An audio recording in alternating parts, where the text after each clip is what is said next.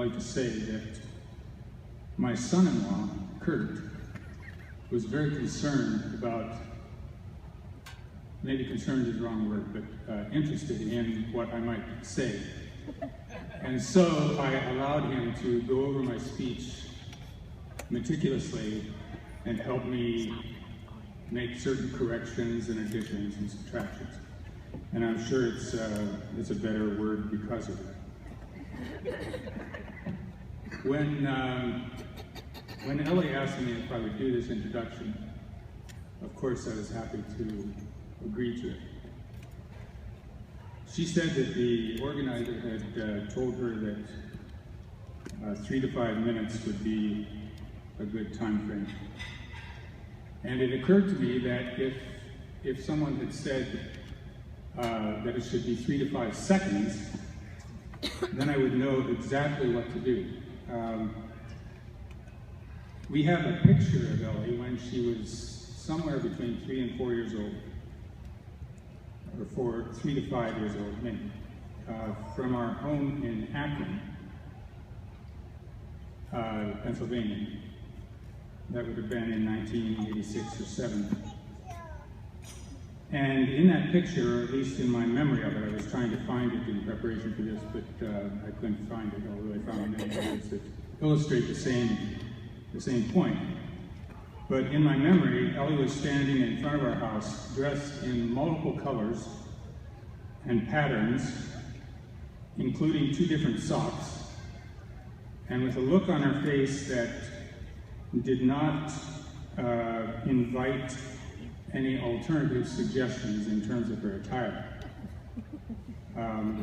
as though she were kind of challenging anyone to use the word clash. And usually you didn't. But that picture may tell us much of what we need to know about Ellie's soccer career. As the youngest of 5 children in our family at the time, there was never a question about whether she could hold her own. I believe it was in 1988 that in Three Rivers, Michigan, at about 6 years old, that Ellie first played organized soccer. And that year, our 5 kids were on 4 different teams, all with different schedules.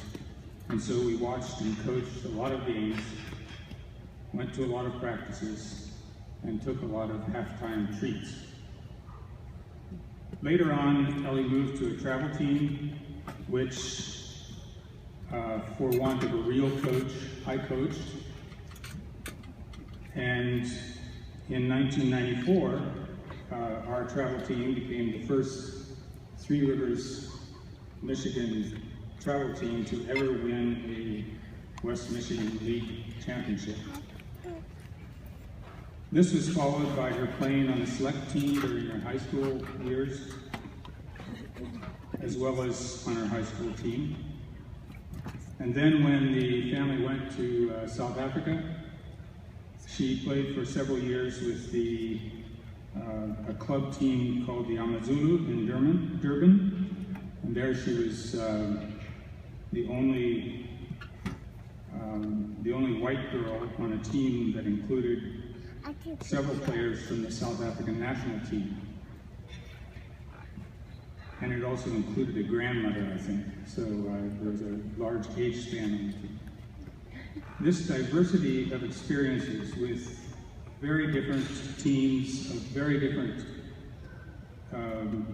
skill levels, I think really served Ellie well in her life and in her playing career.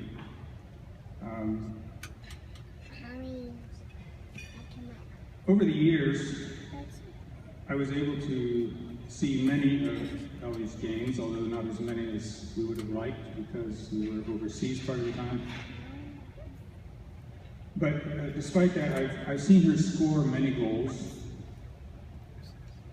And even as a very partisan father, I have to say that while I have seen her make some very beautiful scores, most of her goals were more ordinary. And some were downright ugly. I have very clearly in my mind the one where in a tournament she was alone with the goalie and tripped as she was making the shot and fell rather badly and broke her wrist. This was toward the beginning of the game. And meanwhile, the ball kind of wandered its way into the goal. Ellie had a real, or has, well, let me say had, somebody else can say has, a real single-mindedness that served her very well on the field. And she understood that in the beautiful game, the ugly shot that barely dribbles its way across the goal counts exactly the same as the most beautiful shot from outside the box that lifts into the corner. I once said to Kurt, before they were married, that I probably wouldn't say that Ellie was the most coachable player that I ever coached.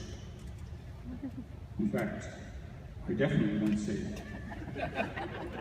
But at the same time, there's no player that I've met that I would rather not have playing for the team than playing for the opposition.